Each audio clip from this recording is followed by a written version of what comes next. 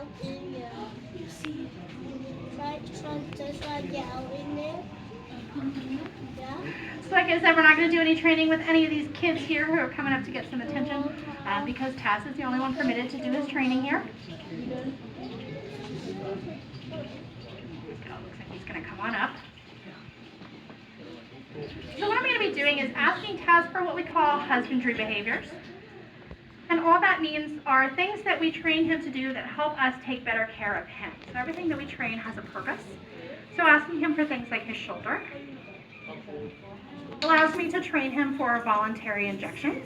So when Taz needs to get his flu shot, because all of our gorillas do receive flu shots, we're able to do that voluntarily, so we don't have to anesthetize him to get that flu shot in him. He allows us to do so. And Taz is pretty needle phobic. He does not like needles. But through positive reinforcement, which is how we do all of our training here at Zoo Atlanta,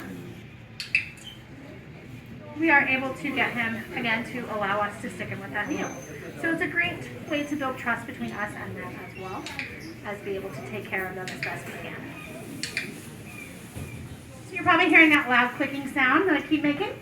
That is what we call a bridge. So what that serves is a bridge between the correct behavior that I'm asking for and the reinforcer that's about to come to him, which is today grapes.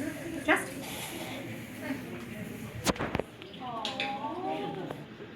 And so that tells Taz that what he did, as soon as he hears that click, right in that moment, that's the right thing. So the purpose of that is in instances where I'm asking him for things like his back, where he'll show off that beautiful silver fur that gives him the name Silverback. I can't give him a grape right now because his mouth is faced away from me. But when he hears that click, he knows that putting his back towards me is what I wanted. And that way he doesn't get confused and think that turning back around is what I wanted.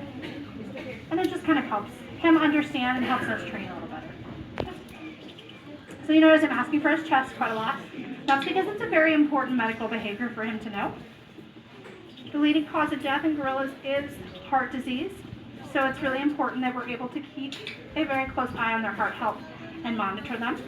So by asking him to present that chest, we can then work on asking him to allow us to take a look at that heart using an ultrasound probe. And we can get an image of his heart while he's awake. And it will tell us a lot about how he's doing. Shoulder. So remember I said Taz is very needle phobic. So what I'm using is just a blunted dummy needle right now, but he doesn't know if it's blunt or not. And you'll see he's allowing me to stick him over and over. Bye.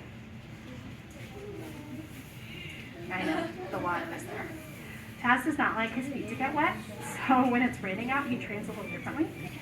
That's okay. Because he's still giving me exactly what I asked for. He's just doing it in a way that makes most sense to him and keeps him comfortable. So he's actually allowing me to stick him in multiple places on his body, which is really important to train. Because if we do need to give him an injection, sometimes it's not going to always be in his shoulder. Open. Brush.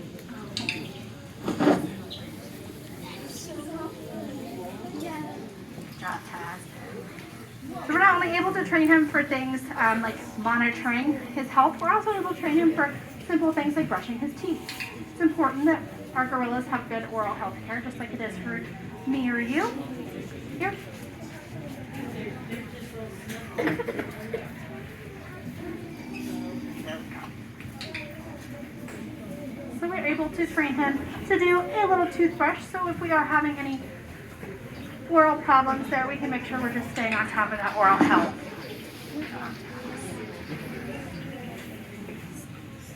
You see? So you'll notice Taz is built very strong in the chest and arms, and then he has those short legs. So gorillas are not great jumpers. They are excellent climbers, though, and that body is built just for that. So you'll see his feet are very large, very, very wide, and he's got a lot of space between his foot, his toe, and his kind of thumb toe.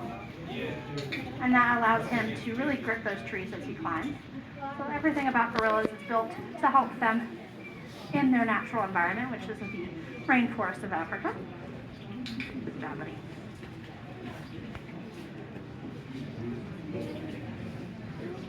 Taz's family has been nice and patient with us. Usually the youngest, Floyd, is very eager to come up and disturb Dad while he's training. We're really fortunate that Floyd is on his best behavior today. So Taz is the dad of all the younger gorillas that you see in this group. And Taz actually has 10 children in zoos across the U.S.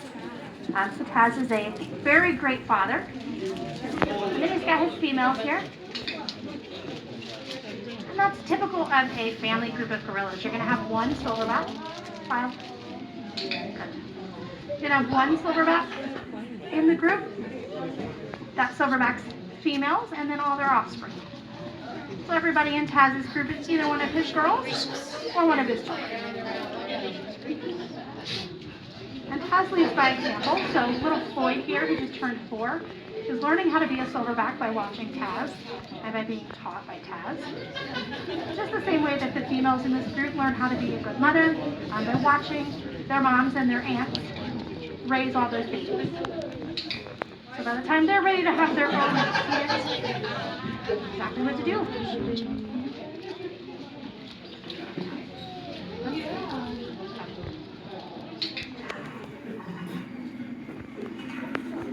Alright, we are just about done with this training session, so we're going to wrap it up and tell Taz what a great job he did, and tell him that we're all done. All done. I am going to be feeding the rest of the family their fruit in just a moment, so if you guys want to stick around and see that, you're more than welcome to. And if you have any questions, I'll be stepping